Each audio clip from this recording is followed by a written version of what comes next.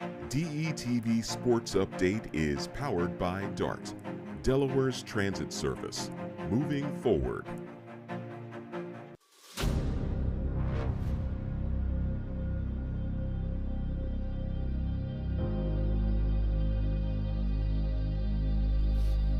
And welcome inside DETV Sports, live from our Wilmington studios. A different look here on a Monday. Matthew Maurer, Nick Alessandrini, and of course Dennis Pritchett behind the glass. And welcome into another edition of DETV Sports. A little bit of a new, relaxed, casual look here. We're just kind of hanging out here, and we're going to kind of break down some of the same stuff that we do each and every week. We'll hit the NFL, we'll hit the NBA, and everything else, and then maybe we'll get Matthew Maurer's story time as we get to the end of today's show. But here it is, a rainy Monday. We're thrilled to be back in the studio again for a more relaxed edition of DETV Sports. So tell us what you think.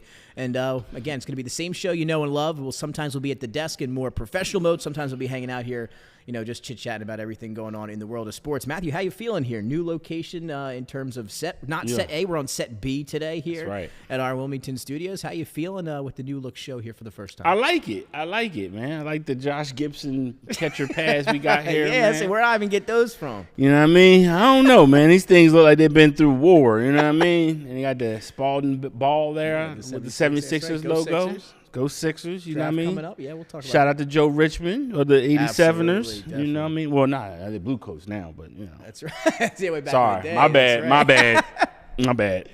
The G League champions from a few years ago. So we've had a fun couple playoff runs. It's a fact. Over there at the Chase Fieldhouse. So we got a lot of stuff to hit today. The NBA Finals Game 5 is tonight. Yep. We're going to break down that 2-2 series as we head back to OKC. NBA draft. Matthew's going to have, of course, his mock draft. We'll have our draft preview show next Monday. Right here, we're going to be back on set A with the big board, breaking down everything for the NBA draft, which will be next Wednesday. Get started. So you'll have that show next Monday. So a big show coming up next week, but a lot to get into. Going over some of the rundown for today's show. There's a lot on here. Yeah, We've got a lot of NBA stuff going. A big trade in the NBA yesterday. Not sure if we're going to call it a blockbuster. I did initially, but this was a question raised online. Can it be a blockbuster trade without an all-star included? What do you think?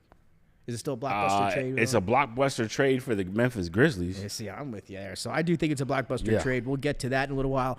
Kevin Durant has his list of preferred trade destinations. He does. We'll see where he might want to take his talents here. In the last year, that contract with Phoenix, he could be traded the next couple of weeks. So we got a lot to pay attention to there. We'll hit the NBA. We'll take a look at the Knicks coaching search and then some final thoughts as we get through. But NBA for the most part today. So let's dive into the finals. What do you think? Let's do it. All right, here we go. Game 5 tonight. In OKC over the weekend, the Thunder with a comeback. First time they entered a playoff game this year trailing into the fourth quarter. They were down 7 with like 10 minutes to go. Caruso was huge, once again off the bench with 20 points.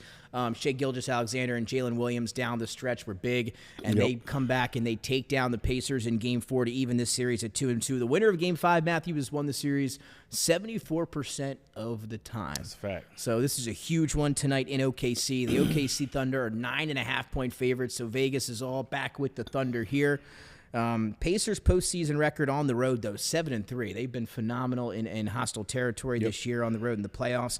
It's funny because you think about the first two games. The Thunder led 94 of the 96.5 minutes in the first two games. They obviously split. The Thunder controlled pretty much the last two games in Indiana, but also dropped that last one, as we just talked about. The Thunder came back and won that one.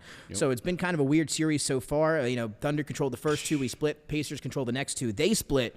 How do you feel about tonight's game? Back in OKC, as I mentioned, they're big favorites 2-2. This is a series swinging game tonight here in Game 5. Yeah, here's the thing. Look, first of all, hats off to the Indiana Pacers. I really thought it was going to be a fairly quick series. I will give the Pacers full credit.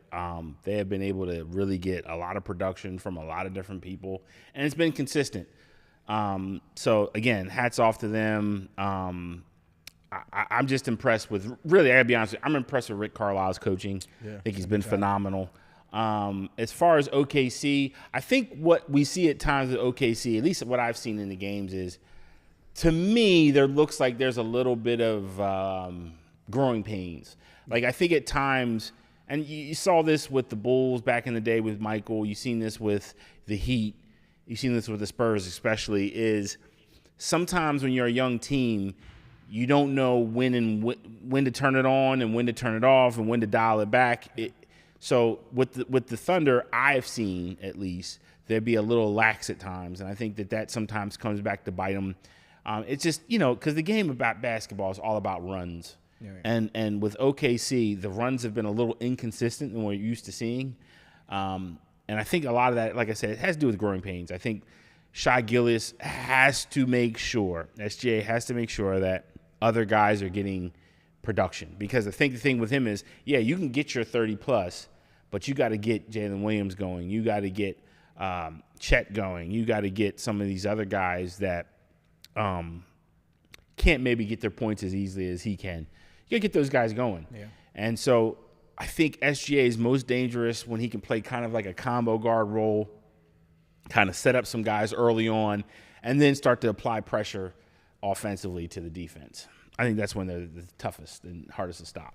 Yeah, I mean, to your point, right, we saw Jalen Williams kind of play point guard in Game 4 for the first time. He was the one initiating the offense. They had SGA off of the ball. They did, to get, totally off the ball. He was setting screens. I don't know how many screens he set this year, but he's definitely – I think he surpassed every screen he set this year in just Game 4 of this year in the NBA Finals a few days ago. So he was playing off the ball, obviously trying to get him open in different things, off of some of those defenders for Indiana. And – hey, it worked. Jalen Williams has been fantastic. Yep. Obviously, SGA's 30 points in 3 of the 4 games here so far in the final, so he's been good. But, yeah, I'm with you there. He's going to have to get some help from some of those other guys, and they are young, right? I mean, youngest team in the NBA. We talked about it. Easily. But what a year they had, the regular season. Obviously, number 1 in the West. Everybody was kind of preparing, for them in the playoff run, and you kind of got word. We talked about it already, right? Not a lot of people were scared of OKC, and, whether that was warranted or not. Right. But here they are. They've beaten everybody. They're back, or they're in the Western Conference Finals, and as you mentioned, for the first time. So you have this young team that's being in this situation for the first time in their young careers. No matter how good they already are, there's going to be some growing pains, as you mentioned, and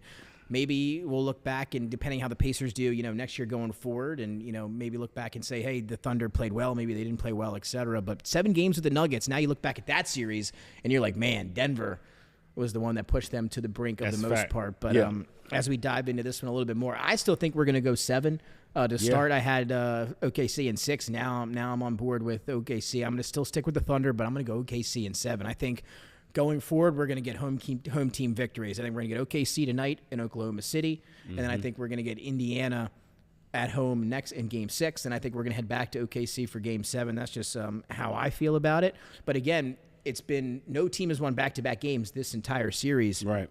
If you look back to some of the stats here in the regular season, the Thunder and the Pacers, the Thunder in the playoffs haven't lost back-to-back games yet, and the Pacers haven't either. So it's kind of interesting there. So, we'll see what happens tonight. If that trend continues, it's going to be the Pacers winning tonight. But they're 9.5-point underdogs. I'm going to go with the Thunder here in OKC at home. Pacers, Matthew, when they score 111 points, they are undefeated in the playoffs. They are, I believe, 14-0 is the number. And that number coincides with Halliburton scoring 20+. So they've been phenomenal when Hallie scores 20 or more. And then they're 14-0 when they score 111. They're 0-6 when they score under 111. So that's been the point. If they can get to 111, they're undefeated. If they can't, they lose. I'm going with the OKC in that defense tonight at home for the Thunder. Hold them under 111. But again, if you're Indiana, you need Halliburton to be aggressive. I think that's going to be the key. Halliburton's got to be aggressive. He's got to look to score the basketball. Obviously, he's a great facilitator. That's his number 1 trait. He's got to be aggressive tonight if they want a chance to win. But give me the Thunder at home. No, I'm going with the Thunder, and I think OKC has been smart with how they handled Shea so far in this. I think last game, I think that might have cracked the code. I think I'm going with the Thunder in 6. I think it might have cracked the code because if they're using SGA in kind of like a Curry gravity type situation where the opposing defensive guys have to stay with SGA because they're afraid of him creating, I think that creates shots for other guys. I don't know how much the Indiana Pacers can go one-on-one with some of these guys. I mean, I think Jalen Williams can break most guys from the perimeter. I think SGA can get most of these guys the same way. Again, the issue that the Pacers have to me, and it's been what I talked about in the beginning, is they just don't have a lot of room to mess up. They have to have maximum contribution from Turner, from Pascal, from Halliburton. If they don't get that, they're very beatable. And what I mean by consistent, I mean you can pencil in and pen 20, 15, 10. sometimes it changes a little. And I'll give Pascal his credit. He has played really well. Yeah. I think only one game I would say out of these games that we've seen where he hasn't had a great game. Yeah, but for the most part, MVP. Yeah, most part he's been balling, man. And I really do think as he goes, I think the Pacers go. I know a lot of people have Halliburton as, the best point guard. I mean, we live in a microwave society with microwave takes. and again, Halliburton deserves tons of credit for what he's doing. Hats off, salute. But I still think if he's the guy that's that's creating everything for the Pacers, I think they're better than if he's the guy that's the main scorer for the Pacers. Yep. And again, maybe he can he's had his best games where he's gotten right to that 20-point threshold, 2011, something like that. Yep. If he can do that, they're going to be put in a decent position to win. And just to your point again, talking about how they need those other guys to step up. I mean, the Thunder, I think, hit 4 threes in that Game 4 victory. They can beat you any which way, right? Yep. SGA is the mid-range king now. I mean, that's a lost art in the NBA, and he is the best at it. He makes it work. He was the MVP, and now his team's on the brink, of potential, Larry O'Brien trophy. And then if you're Indiana, you have to hit those threes. Those role players have to be on. Naismith, Nembhard, those guys have to hit shots around Halliburton, or we're going to see, like we saw in Game 4 and there in Game 2, where they're not going to be able to make that up offensively. Because, again, the Pacers, it's all about the offense, right? The defense has played extremely better. They were not a great defensive team, for a lot of the season. In the playoffs, they've been a pretty good defensive team, but they still need that offense. That's kind of their motor. Again, look for Halliburton to get aggressive, get those other guys involved. And you mentioned, those other guys have to hit shots, especially, in my opinion, from beyond the arc. Like I said, some of those guys are going to have to hit some big threes if they want a chance to steal this game tonight. Yeah, and I'd like to say something else, too. I think there's been some conversations about the TV ratings not being high for this series and saying that people aren't excited about this series. I'll tell you what I am excited about. And that is, I think we've seen the death of the copy Golden State, where teams are less focused on hyper threes and more focused on what works best for their personnel. Because I love it. You see two teams that play different.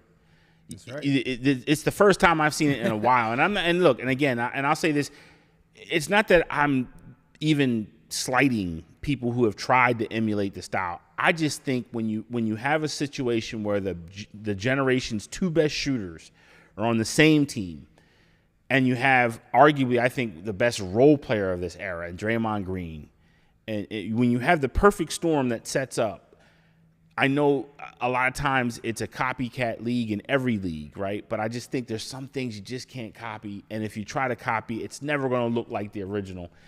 And that's the thing I think I'm most excited about, is I see two teams that aren't trying to play like Golden State. To me, I love it. That's right. And excuse me, last year we had the Celtics. That was a Golden State, kind of prototype there. Yep. As you mentioned, not this year with the Pacers and the Thunder. So we're going to get, again, a new champion. One city is going to have their first NBA championship, here potentially by the end of the week. So it's been a fun series. You mentioned, we go back to what we said a few weeks ago on the CBA, right, and how that has had its effect on the NBA. And, like it or hate it, that's why we've got two small market teams, obviously, or helps to have two small market teams in the NBA Finals, again, that new CBA, and not allowing the super team, et cetera. So we're going to get more of that. Again, I'm all for it. If we're going to get a 7-game series in the NBA Finals, not much to complain about. No. So that's going to be fun there. Again, me and Matthew, though, we're both going with the Thunder tonight. Series tied 2-2. Again, remember, 74% of the time, the winner of Game 5 hoists that trophy. OKC, as we mentioned, hasn't lost 2 games in a row in over 2 months.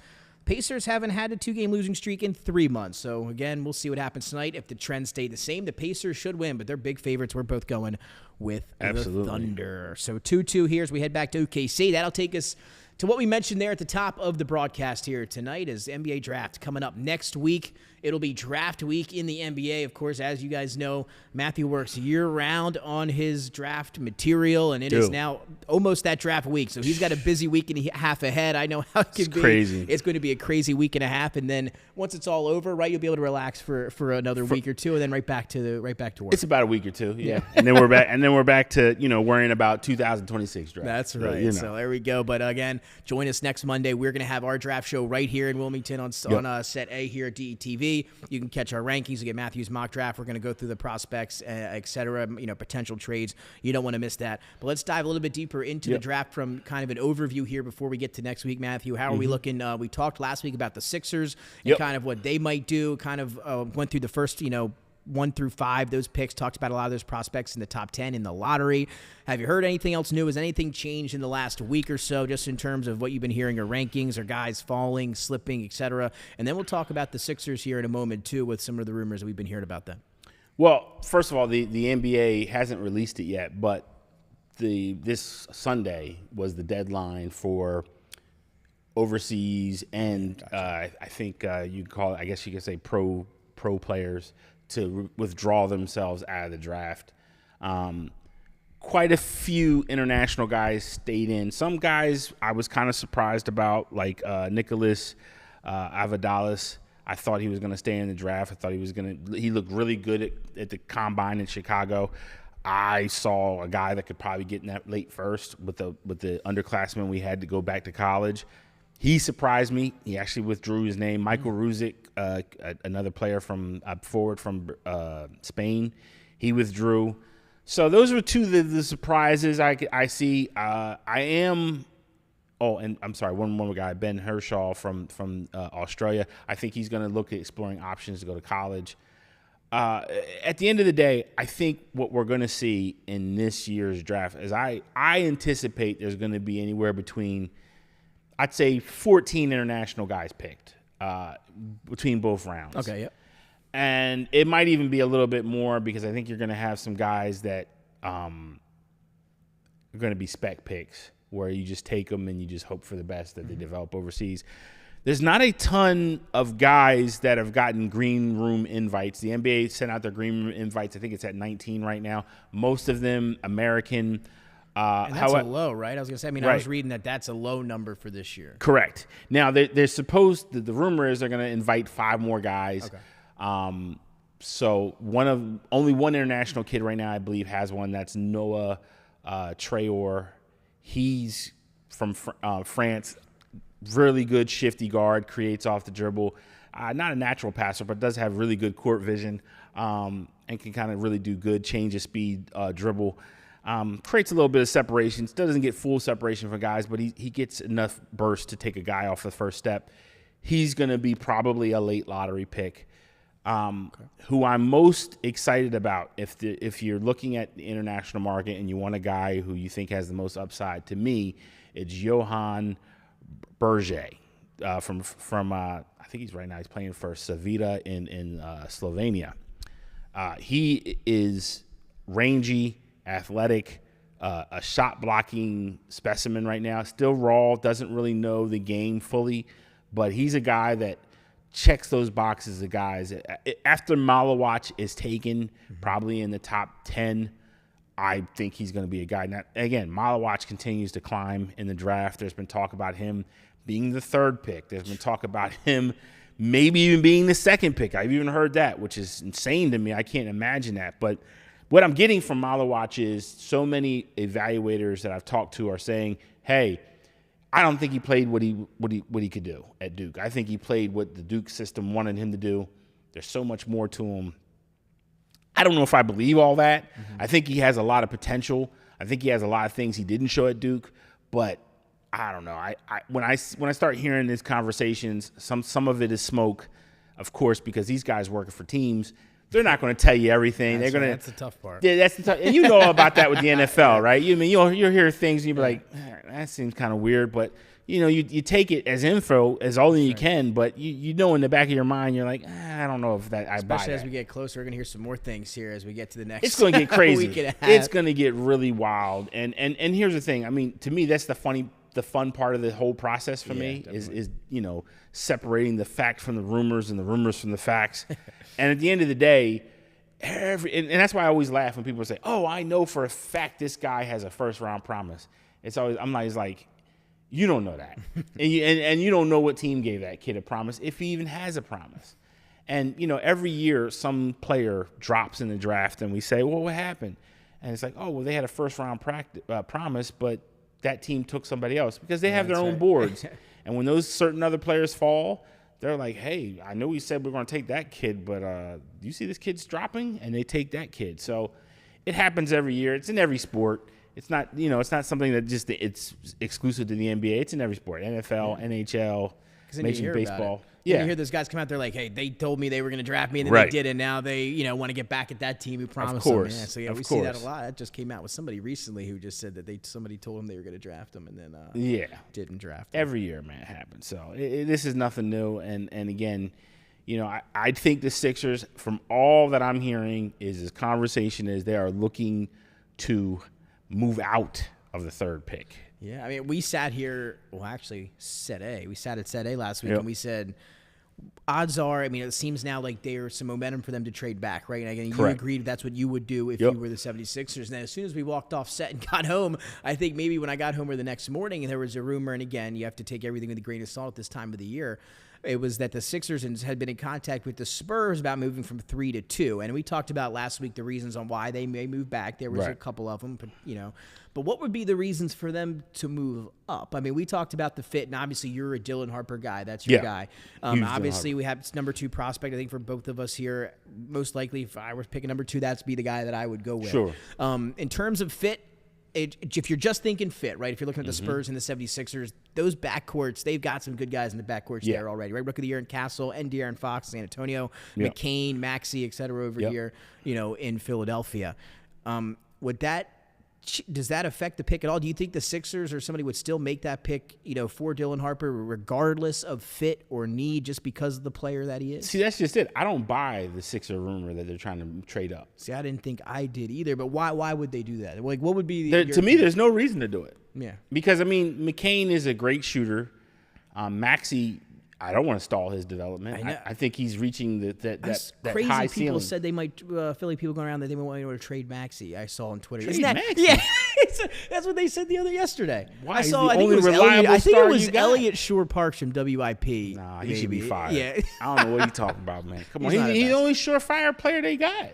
Yeah, and he's young. He's been going a trajectory's upward. Yeah, I don't know. Yeah, I'm not trading him. No. Nope. We'll get there in a second. That voice from above you just heard. Definitely talk about that. Yeah, we're gonna get that in a second for sure. But Dylan Harper, to me, look, he obviously is I'm bigger on him than most people. I think I have him in tier 1 with Cooper Flag. To me, San Antonio, I don't think they're gonna move. I think the Sixers can offer them a lot, and I don't think they're gonna move. I think Dylan Harper reminds them a lot, and just from people I've talked to, a lot of like Tony Parker-esque, where he has the ability to create. He's smooth. He has a tremendous ability to get to the rack and convert at a high level. I think San Antonio really thinks that they're this close if they can get another couple pieces, because to them, they have their Duncan. If you think about it, they have their Duncan. Their Duncan is Wembanyama. Right. I think Jeremy Sohan is still intriguing for them. I'm a fan of his too. The defensive versatility I really like. Yes. Devin Vassell is the guy that I think is most movable for San Antonio. I think they're going to look to move him. He has not been the defensive stalwart that he was supposed to be coming out of Florida State.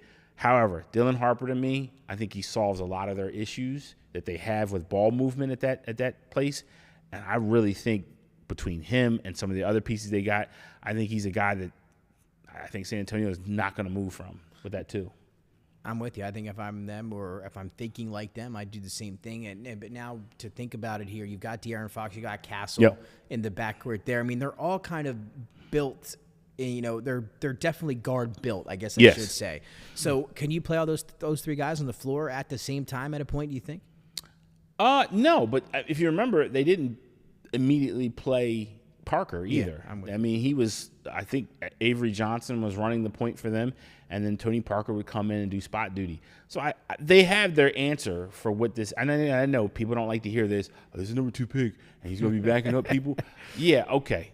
Reed Shepherd. I mean, like, there's people out there, and I was not high on Reed. I was not one of those guys. You can watch the draft show from last year. Yeah. I thought Reed Shepherd at 3 was a joke. I still don't know if I really believe in Reed Shepherd. Look, and I will give Reed the benefit of the doubt that he has another year to show me. Yeah, this was a loss. Not a lost year, but it was again. This Yeah, year. and look, I'm not gonna. I want success for all these players, but I do think where they go has as much impact on their success as their talent that they have. And that goes for every sport. Every sport, I'm right? With you 100%. Couldn't agree more. Yeah. So, like, when people say, and that's why I don't use the bust word a lot, because when people say, oh, guy's a bust, sometimes I look at the situation, I'm like, Yes. look, he just can't produce in that environment. It's just not good for him. If he goes somewhere else, a different situation, I think he'll do better. Yeah, we've seen that numerous times over the years, 100%. So now, before we move on here, your gut feeling come next week, leading up to Wednesday, what are the Sixers? Where will the Sixers be picking? I think they're going to move to 6. Okay. I think they'll move to 6. I think it's either going to be 6 or 7. I think in their mind, if they can move down and pick a Malawach, and again, I know people that might be people might say, why do we want to take a project like that? I think you pair him, you have him work under Embiid. I think you could have something really special in a couple of years. Yeah, I like Malawach as well. I think that could be a good pick there. And some rumors. I think it might have been. Who's at 6? Is it the Pelicans or the Hornets? I think it's Pelicans. Pelicans. Hornets are at 4. Yep. Yeah, I saw a rumor with the Hornets from 4 moving up to 3 and giving them 4 and 32. So that'd be 2 first-round picks. What do you think about that? Yeah, I'd go for that. Yeah, for sure. We'll see what happens a week and a half until we find out what the Sixers do. Again, not only to get to keep that pick, that was our worry a month ago. Yep. Would they even have one? Well, they got one, and it's number 3. So what will they do with it? That's an entirely different story. We will find out in about a week and a half. But remember, again, Monday, we will break down everything you need to know for the draft. We'll have Matthew's rankings, mock draft, and we'll break down all the prospects, team fits. You name it, we'll have it all. It might be a little bit of a longer show. We'll try to get it in our usual hour. But sure. Tune in next Monday. We'll be back on the big board. So that takes us to the big news from the weekend. And no, it's not Rafael Devers going to the San Francisco Giants, though we like our fair share of baseball here on DETV Sports, but that's not it. We will not be talking about that, though it is a crazy trade as well. This one came in the NBA, and it came from the Memphis Grizzlies, who shipped off, again, 2 playoff teams on the outer brink, right? 7 and 8 seeds in the East and Western Conferences making a deal. Desmond Bane traded to the Orlando Magic. I mean, and we'll dive into all the things about this trade here in a moment. Nobody needed shooting more, though, in the NBA than the Orlando Magic. They did. Well, they went out and they've got it. So they get Desmond Bane. Dennis is going to show you what they gave up, though, here on your screen. So Kentavious Caldwell-Pope, Cole Anthony, 4 unprotected first-round picks, and the first-round pick swap. So Orlando, they sent the Memphis third number 16 pick in this year's draft, a 2026 first-round pick, which includes swap rights with Phoenix or Washington. That's the big one. We'll come back to that. And then 2028 and 2030 unprotected first-round picks. The pick swap is top 2 protected in the year 2029. So we want to focus here on the 2026 first-round pick. That is kind of the diamond of this trade, if you will. The news of the NBA is when you hear this is kind of what people kind of came to. So that pick in next year is going to be a first-round pick for the Suns or the Wizards. So that is looking, in totality here, that's looking like a lottery pick. So that was kind of the big pick in this trade. One of the 4 protectors, they get the pick swap. And then not only that, though, you get Desmond Bane, who will go over his stats and his fit here in a moment, but you get rid of Kentavious Caldwell-Pope. So that was kind of the big thing, right? He signed that big deal last year, did not play well this year. So half of them sending that big deal off was to unload KCP's contract. So you always have to spend money to get rid of players that are on bad deals. That was considered for the moment a bad deal. We'll see what happens with him next year. He could always find his way to a championship contender and maybe put them over the hump, etc. Desmond Bane, though, the highlight of it, they get rid of Kentavious Caldwell-Pope's contract. They get Cole Anthony and the picks. Before we dive into Desmond Bane, Matthew, I get your reaction here. And just over the years, I know you're not the biggest Desmond Bane guy in general whenever he's come up in conversation. No. But you can't really argue with the stats here. One of 3 NBA players with 800 made threes on 40% three-point shooting since entering the league in 2020, 43% on catch-and-shoot threes. The third best rate among players with at least 1,000 attempts. He averaged 19, 6, and 5 in 69 games this past season. The Magic were last in three-point field goal percentage this season, and also last in catch-and-shoot threes, both the things that Desmond Bane does extremely well. 31.8% the Magic shot from 3. I mean, in a league or in an NBA now where you can't shoot that low of a clip from beyond the arc and expect to win games, they still made the playoffs. The Magic had the worst three-point field goal percentage in a season since the Lakers in 2015. That's how bad the Magic were at shooting this past season. It was that bad, and Desmond Bane has more career 30-point games than all of the Magic guards combined since 2019. So there's kind of all the stuff to unpack. Again, when you look at it, it does look like they gave up a lot. They get rid of KCP. They get Desmond Bane. I don't hate it as much as you do, but it is a lot to give up for a player that's never made an All-Star game. It's disgusting. I don't like go as far as like disgusting, but I mean, I'll say take this. some words from you. It's nasty work. So here's the thing. So, and I want to be fair to Desmond Bane. Good numbers I just read off. It's not that I think he's a bad player. I think he's a good player. I think he's an above average player. Maybe even a fringe star. I use that term. Nice. I like that. Very loosely, however. I didn't expect but to look, get this out of you today. If the Orlando Magic feel he's a fringe star, okay. So here's the problem with Desmond Bane. Desmond Bane, again, people may not remember, but I'm here to help you. Desmond Bane was a 4-year program player at TCU. So he is not your standard, typical young guard that you see. And I know 26 seems crazy. I think it'll be 27. TCU for everybody out there. Yeah, Texas Christian. So that lets you know what type of top-notch recruit he was. And that's, again, no disrespect. Mm-hmm. I like guys that build themselves out of the, off the muscle. So this draft, he actually turns 27. Okay, so he's 26. He'll be 27 this time of the draft. So during his time in Memphis, he was a really good complementary player to a John Morant who would slash in the lane, get the double teams. And then, look, Ja was not on the floor a whole ton. I agree. The problem with Desmond Bane is we're sitting here, we're talking about this guy as though he's got more left.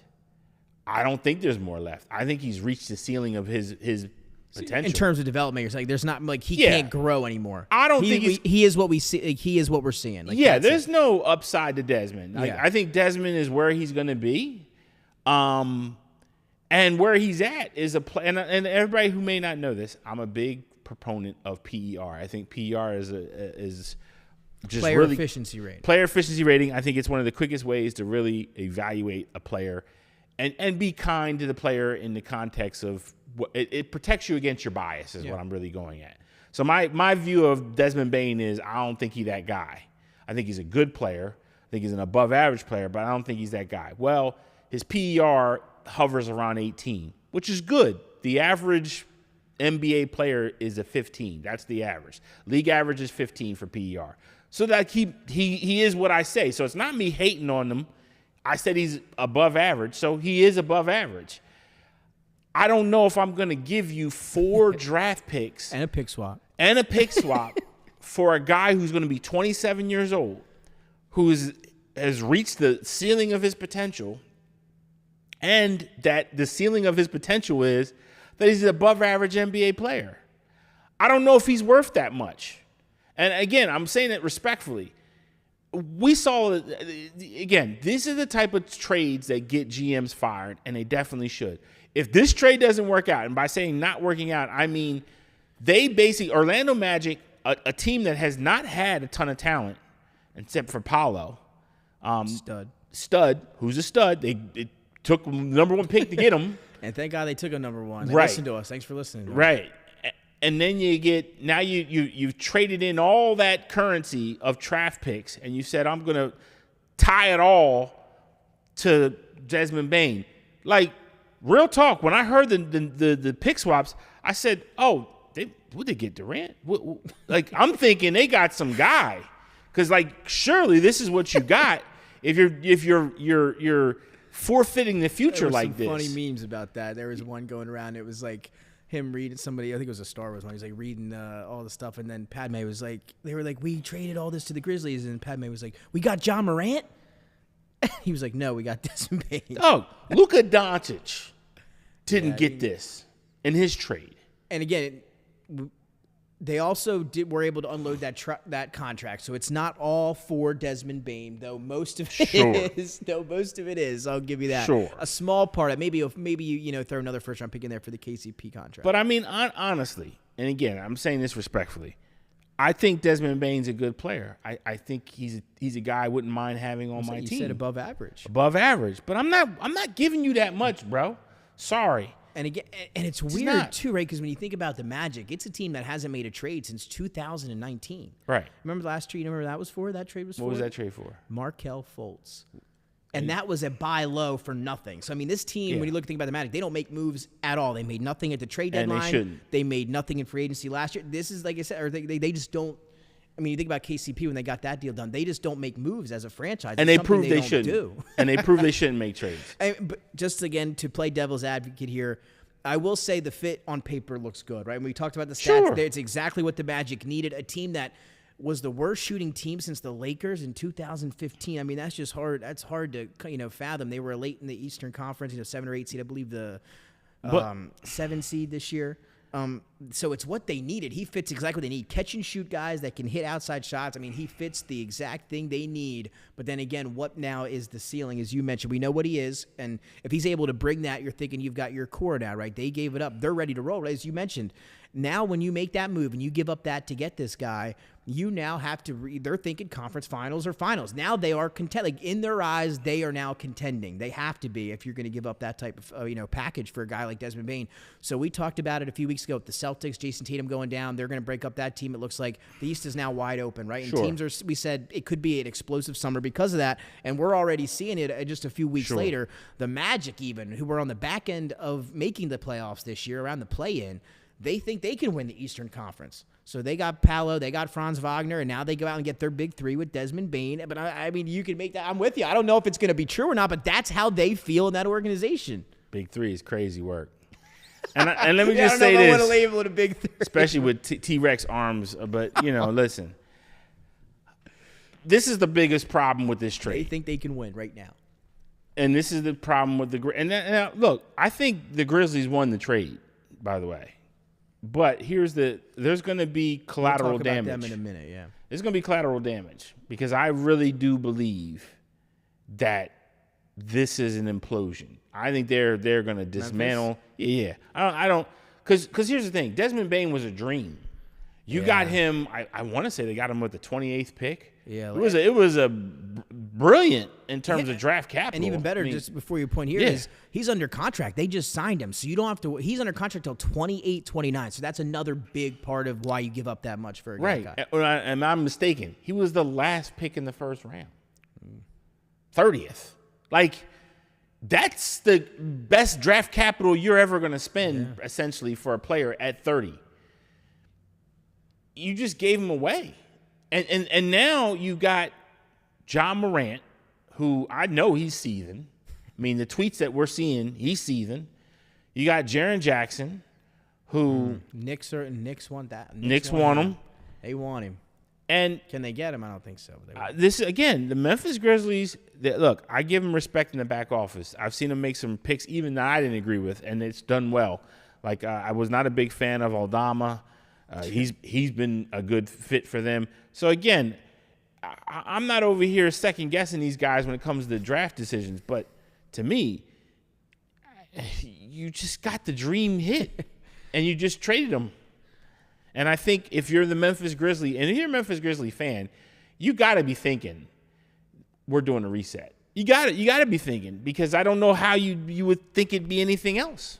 Well, you look at that Memphis Grizzlies timeline, right? And it's going to be funny. You think back 3 years ago, they were battling for that number 1 seed in the West. That's when everything was going right. You had a healthy Jaren Jackson. John Morant was having an MVP season before the gun stuff that got him in trouble a little bit after that. He had that interview with Malik Andrews on ESPN, and she said, who scares you in the Western Conference? He said, nobody, just the Boston Celtics. This was 3 years ago, back when they were on the verge of being that team in the West. That season fizzled out. Morant got in some trouble, got hurt. They ended up losing in the first round of the playoffs.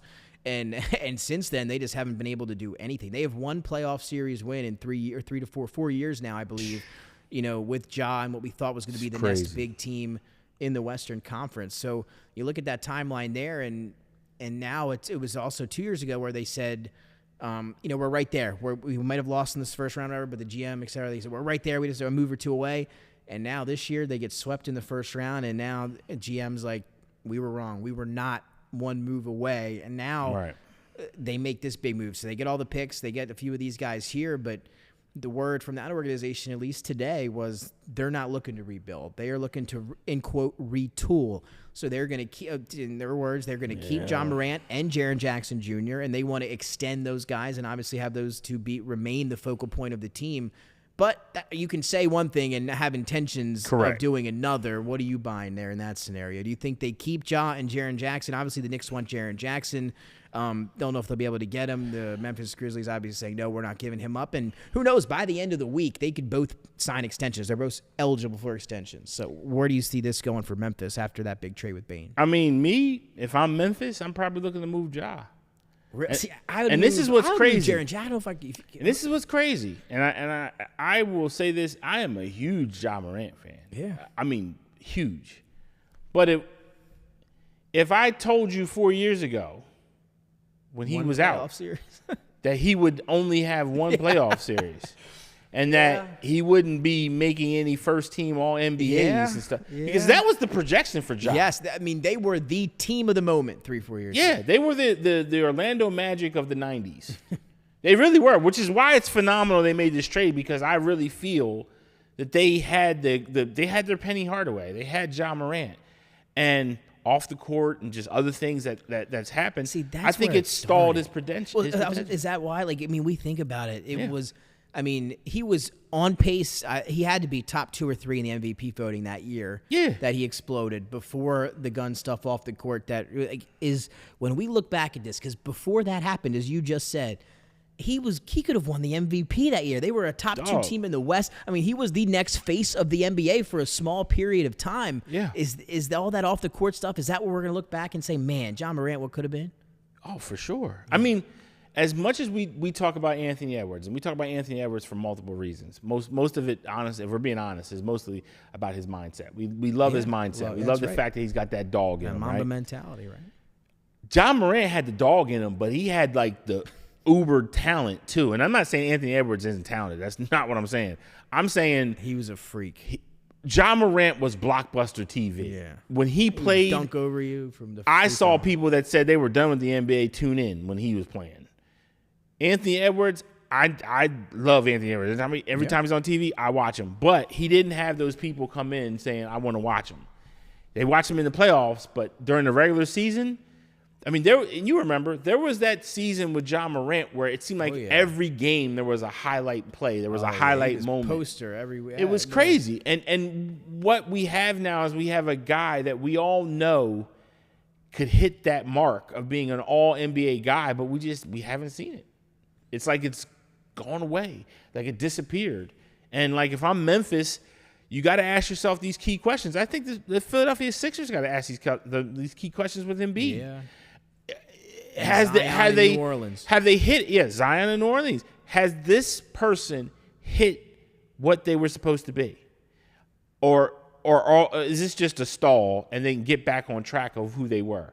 These are real questions, because I'm going to tell you, when Zion Williamson and Ja Morant came out 1 and 2, and they're both having these issues I thought this was going to be 91 again. I thought I saw Larry Johnson and Kenny Anderson. These guys are magical. And then what we have now is we have guys that I'm like, yo, yeah, talented, but I don't know if I'm getting these franchise guys. So, again, we talked about they just got that haul for Bane. If you're Memphis, are you trading both of those guys? Are you trading JJ Jr. and Ja Morant? Well, I'm not a big – see, I'd probably I'm a huge JJ – I was a huge JJ fan at Michigan State. I don't like the fact that he's anemic to rebounding. I can't stand that. But even to that point, he's well perceived in the league. He's a player that a lot of people think could fit right in on that roster. Rim protector, elite defender, and they can give you a little bit of that offense as well. Knicks will come knocking. I mean, we'll see what happens. They definitely will. But to the point, they spent their draft capital on Mikal Bridges. So we'll see what happens there. They might not have a lot to go get anybody from Memphis. But again, word out is Memphis is they're not resetting, they're retooling. So maybe those 2 guys sign an extension, or maybe, as Matt said, maybe they're bluffing, and maybe those 2 guys are gone, relatively quickly. So we'll see what happens over there in Memphis. But not great, man. What could have been? You got me reminiscing about old Ja right now, man. Yeah, man. Special talent. I hope he gets back on track, but I just – man, you said it, though. Those 1 and 2 picks for that draft class is a struggle. Look, the talent of those top 2 picks, just the talent. Yeah. Whew. I mean, look, we all thought that this was again, this is another separate conversation, but we all thought this was the answer to the riddle of who's going to take the mantle of North American basketball. And it seems like, but I hate to bring it up again. 3 years ago, we sat here, we had this conversation. That was, I wonder if people remember that, because it was a bad period of about 2 to 3 months where the Grizzlies were everywhere. They were the face of the NBA for that period. That's with the interviews and for ESPN, et cetera. So we'll see what happens. And now, just fall from grace. A team that could have been, contending for a championship, just one playoff series in that team's career. You look at the young stars. I know we're spending too much time on it. John Morant, Jaren Jackson, these were all at the forefront a couple of years ago. You thought in 3 or 4 years they might be, the best in the NBA at their positions. That's a fact. And now they might not even be Grizzlies anymore. So tough there for Memphis and Desmond Bane in Orlando. So just quickly, are the Magic contenders in the Eastern Conference? They are. I'm with you. I think they are too. We'll see what happens. Again, we're big Paolo guys here. I think he's one of the best players in the East. And I think you add him, a guy that can shoot the ball. Franz Wagner has to continue to get better. Yep. But they got some talent over there now, so we'll see what happens in Orlando. But, yeah, contenders, I'm with you. Stick with the NBA, though, here, moving to another superstar, Kevin Durant, who was said could be traded by the end of this week or into next week. So it's going to be coming soon, according to Shams Charania from ESPN. Kevin Durant, though, Matthew, gave his 3 preferred destinations. Yeah. You ready? Yeah. Number 1, or I guess in no particular order, but I think this is the number 1, San Antonio Spurs. Yep. Who, if that's the case, in a couple weeks could have Dylan Harper and Durant on that roster, which would be something, to behold there. Number 2, Ime Udoka and the Houston Rockets, who also, 3 seed in the West this year, or 2 seed, excuse me, had a great season. And then that third team, of course, everybody's dream scenario, the Miami Heat here in the East. So those are his top 3 destinations. The Timberwolves were one of them that has been rumored to want him, have been in contact with the Suns, but word out of Kevin Durant's camp is no thank you. I do not want to go. Good friends with Anthony Edwards, and, of course, we know how Anthony Edwards models his game after Durant, his favorite player. Right. How about that if you hear Durant just tell you, nah, I'm not. How do you feel for Anthony Edwards about that? It's Kevin Durant. He do what he wants. This is who he is. He's very opinionated. And look, I respect him. He's very opinionated. He's a straight shooter. So I respect it. If you don't really want to go, it's better to rip the Band-Aid off. Again, Phoenix, though, coming out, Matthew, they said they will, it's fine. We know we like your preferred destinations, but we want to do what's best for the franchise. So they said, we let you hear what you want to go, but we're going to do whatever deal is the best for us. He's on that expiring contract, set to make $55 million next year. Turns 37 in September. 15th All-Star team he made last season. 50% shooting, 40% on threes, at least 25 points a game. So he still is that guy. For how much longer, we don't know, but he's 37 and still performing like the Kevin Durant that we know and love. That's a fact. Rumors today, though, he wanted to go to the Knicks. That came out recently, and the Knicks rejected that idea. So they don't want him. Wow. Just reports out of New York. Mark J. Spears reporting, I believe, for Undefeated and ESPN. So that's where he initially wanted to go. Him and Rich Kleiman, his business manager, obviously, think back years ago, was between the Nets and the Knicks, and he thought him and Kyrie were going to be cool and go outside the box and do the whole Brooklyn thing. Didn't work out. But now rumor is he wanted to go back to the Knicks, and I thought that might be a good fit. You bring him in there. You'd obviously have to do something with Bridges. Not sure what that deal would look like, but they don't want him, so he's out. How do you before we move on to the other teams there? How do you feel about the Knicks being out on Durant? Yes or no? You like that? Is that the right move? I think it's the wrong move. I think I don't think the Knicks fans like it too much. No, I think they need another star, man. Yeah, I thought he would have been good there. Yeah, I like him. So we'll see what happens there with the Knicks, but not going to be, it looks like, Durant to New York. So you have those 3 teams. They're hoping now, him and Rich Kleiman have been talking. They're hoping that Phoenix has some respect for him, can trade him somewhere he wants to go. Do you think, if you were Phoenix, would you do that? Would you allow him to go somewhere that he wants to go, or are you looking for the best deal?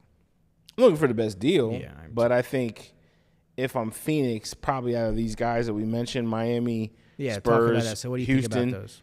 I'm going with Houston. Like I think they have the – no, if I'm the Phoenix Suns. You think they got the most to give? I think they got the most to give. I think you can get a Jabari Smith. I think you can get maybe a Cam.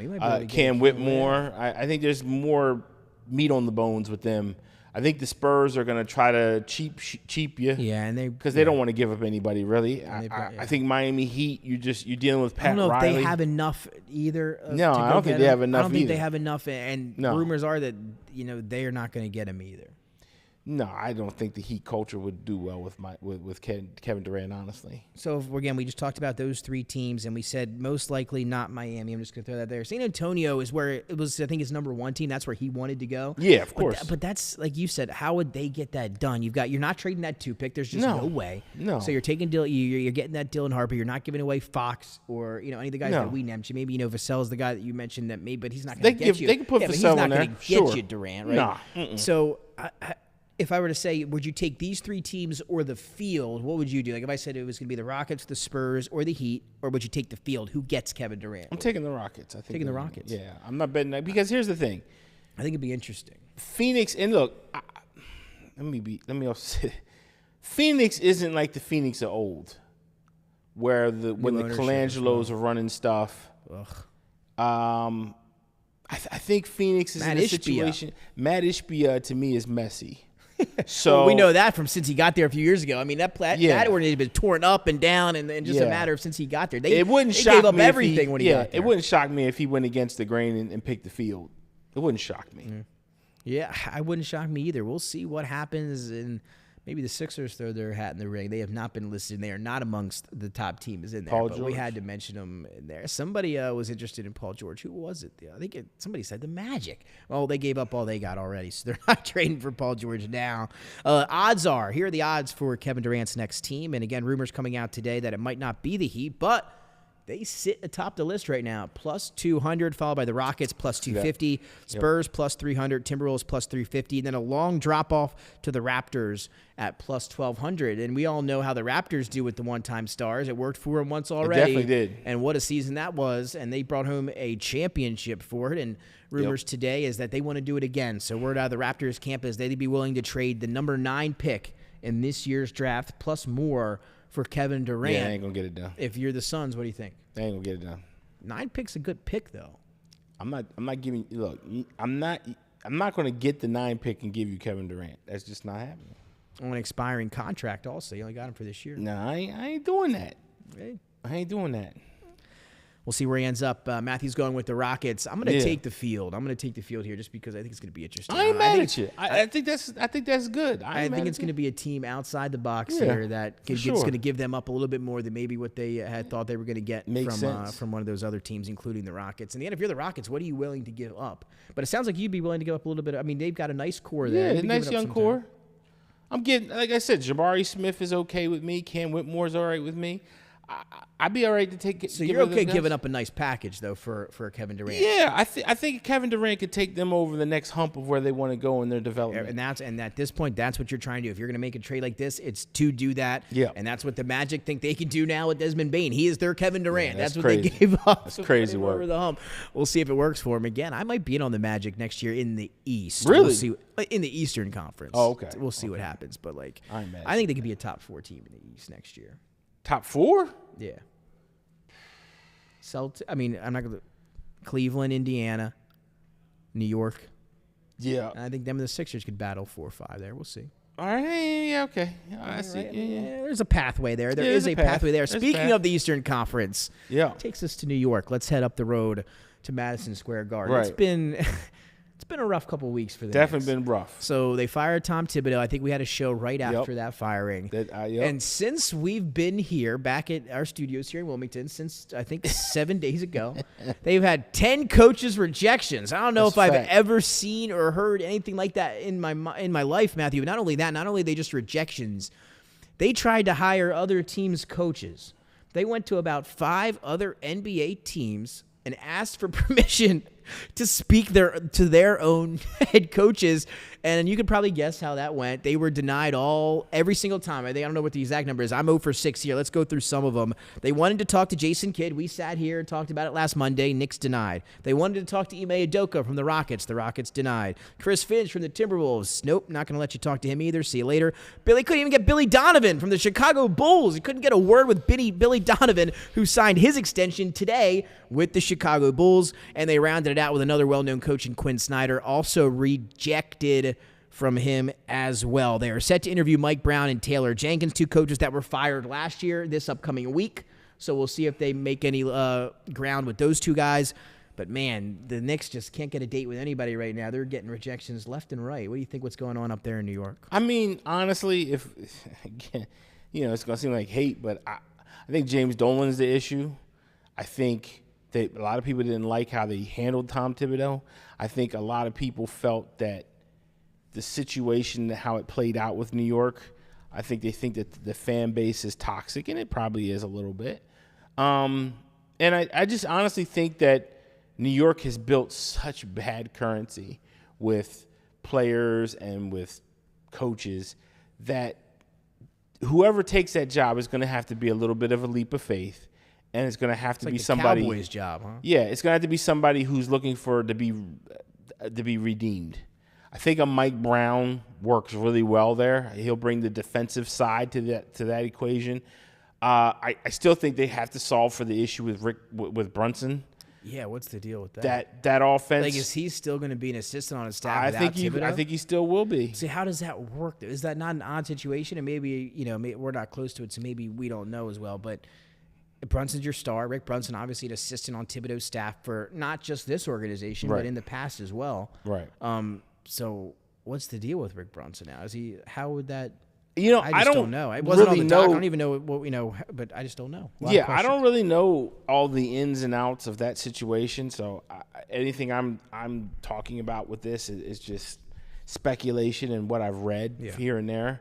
But there is a sense that Rick Brunson runs offense that is advantageous to his son, and at times stalls the offensive cohesion when guys are on the floor.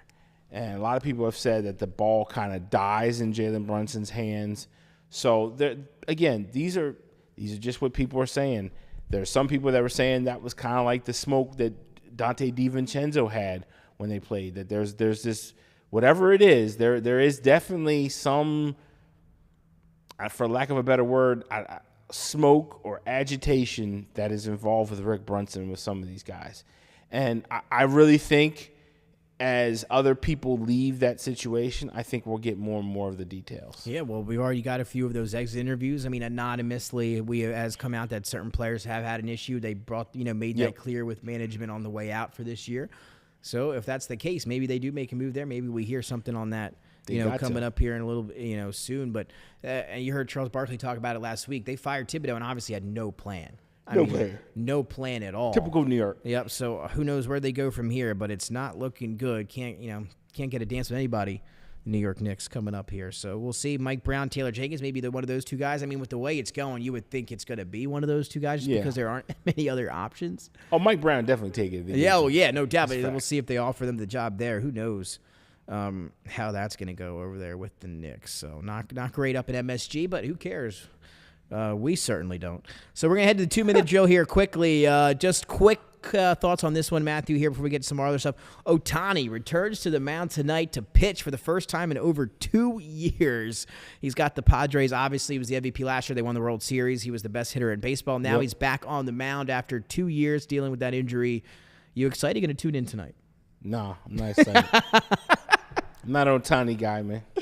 Yes, and Matthew will not be watching. So we'll watch the finals, though. Finals tonight over Ohtani. Yeah, so we'll be watching that. Maybe I'll turn it on to check out the first couple innings. Only expected to go 1 or 2 innings in his return.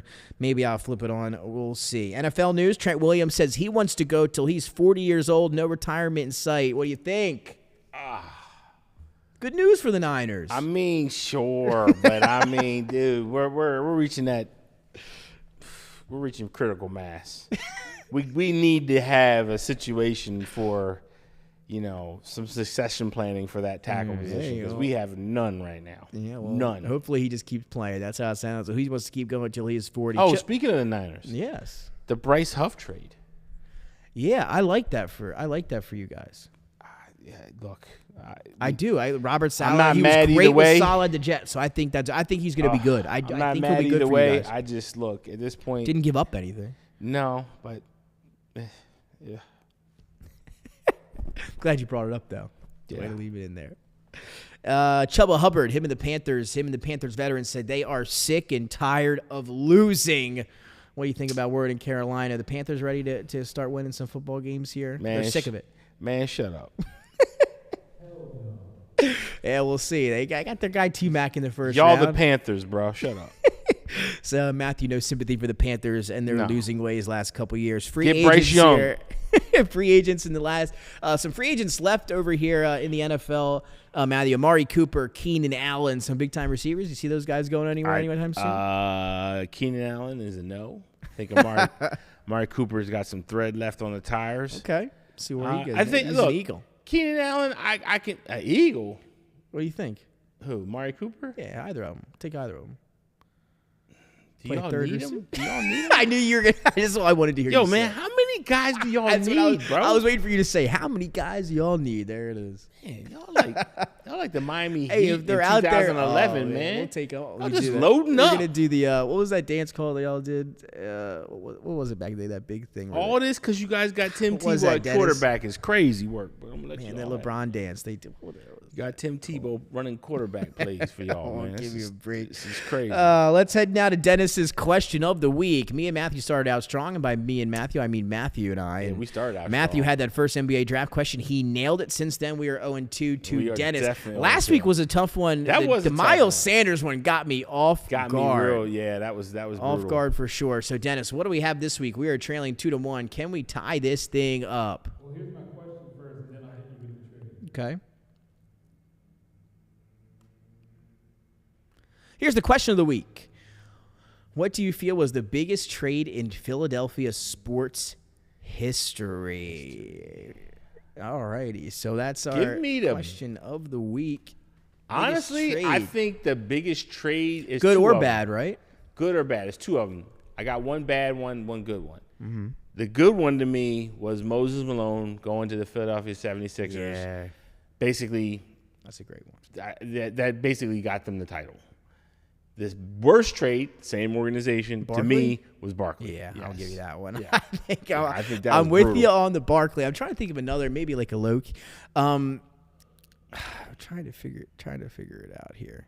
I can't think of anybody in baseball. Now, T.O. was that a trade or a free agent signing? I think that was a free agent signing. I think that was a free agent. So I have to go back and on the spot, I do think Barkley was my negative one. If we're going to do a negative and a positive, I'll have to think about it, but yeah, I'm with you there. I mean, I'm trying to think of Dennis, did you have one in mind? Is there one that stands out? Am I missing a big one? I'll give you. You know what? I've got it. Here's my worst one, Dennis. Here's my worst one. And thank goodness I thought about this.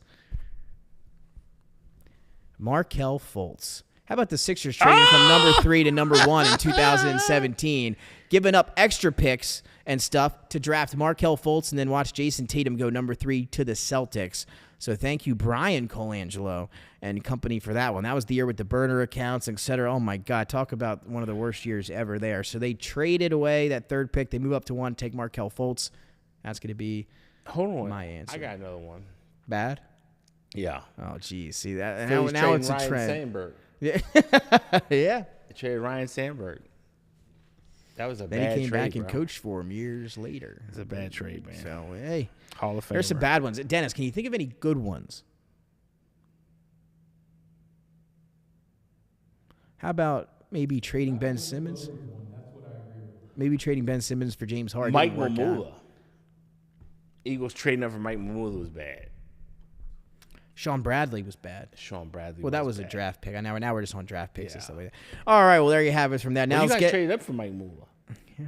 Well, yeah, that one is. I'm talking about the Bradley one. Yeah. That's nasty. Well, there you have it there. But that Markelle Fultz one's going to stick with me through my entire life there. Wow. All right, Dennis, let's get now trivia question. Let's even it up, Matthew. What do you got for us? We're going to do this. Let's do it. Let's see. Because last week I was one. Which Hall of Fame wide receiver was traded in 2000 for a first-round pick that was later used to draft Sean Alexander? So a few things to unpack. If we're saying drafted Sean Alexander, right? That's where we started. I believe it was the Seahawks that drafted him. So somebody gave the Seahawks a first-round pick for a wide receiver. So now, all right, is that the question? Was it wide receiver? Yeah, wide receiver. So who's a wide receiver from the Seahawks that would have warranted a first-round pick in the year 2000?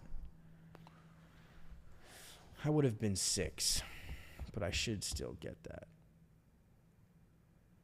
Wide receivers from Seattle. So you think about 99, early 2000s for the Seahawks.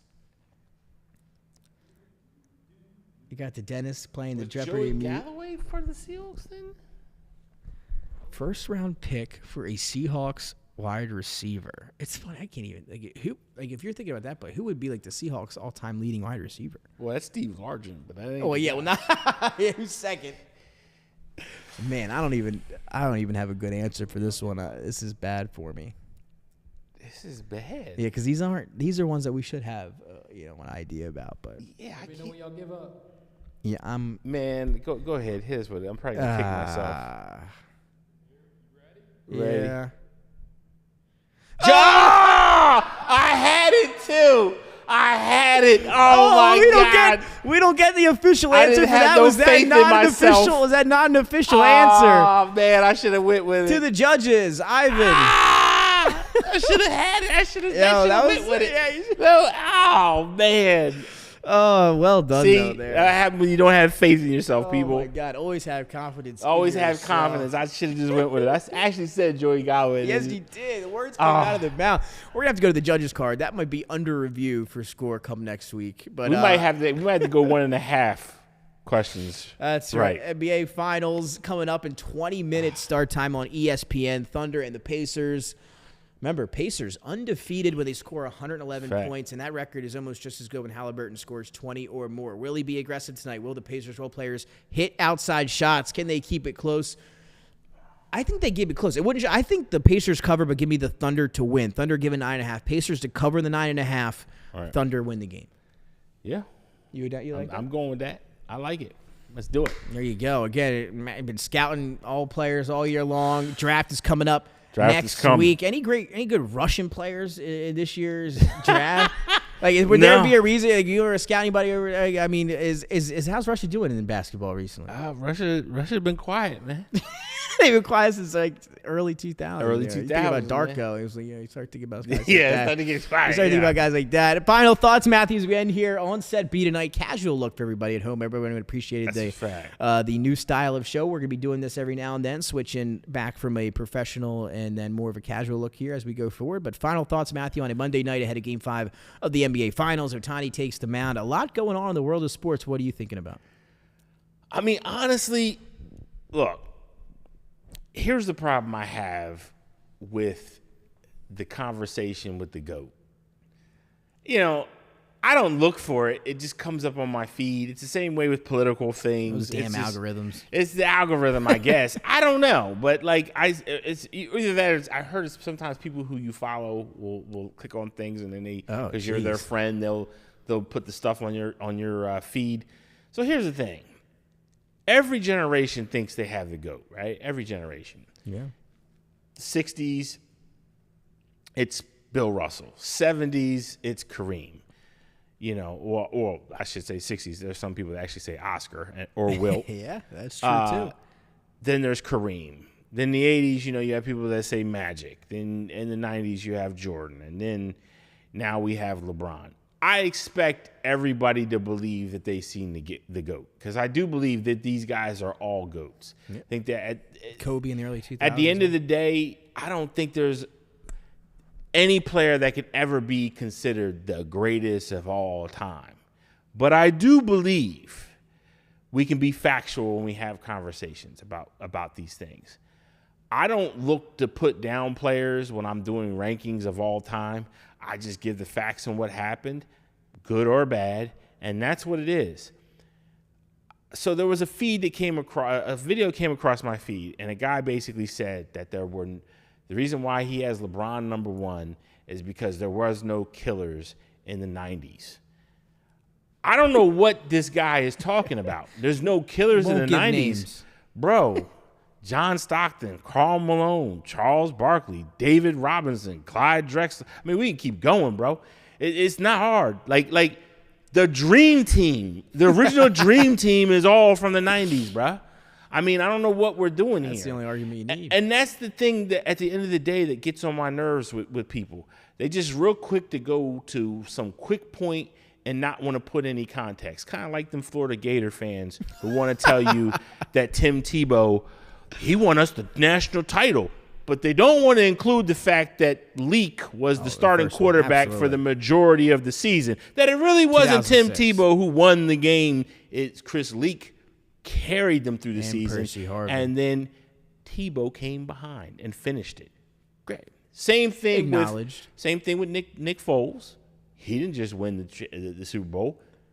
Off the back of what my man did the regular season, almost was MVP. Yeah, he could have been had he not. Could have been, but you got to give Wentz his credit. Why are all my teams making this argument? No, I'm just saying. It's like when we have these conversations and we say these really quick hit points. Well, Jordan didn't win when he came in the league. My man, he came in the league in '84. The Bulls were the worst team in the league. There was no such thing as free agency.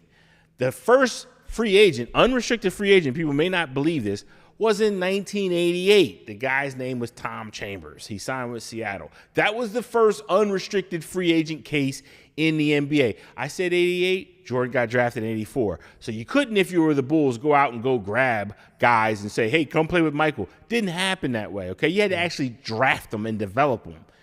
Number two, so 84, Mike comes in, right? And again, this is not we're talking just facts. Who were the greatest teams of that time? Oh, I don't know.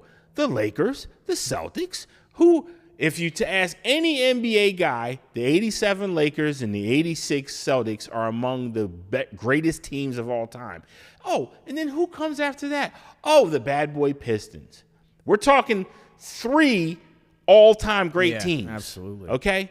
And I'm not, and just for you LeBron guys, I can already see your hands about to go, well, LeBron played. Yes, I have told everybody till I'm blue in the face, the Golden State Warriors in 2017 were the greatest team I've ever saw. That's the greatest team I've ever seen as well. I've ever seen, okay? Only the 83 Sixers got the qualifications to talk to them, okay? That's how real and how deep they are, okay?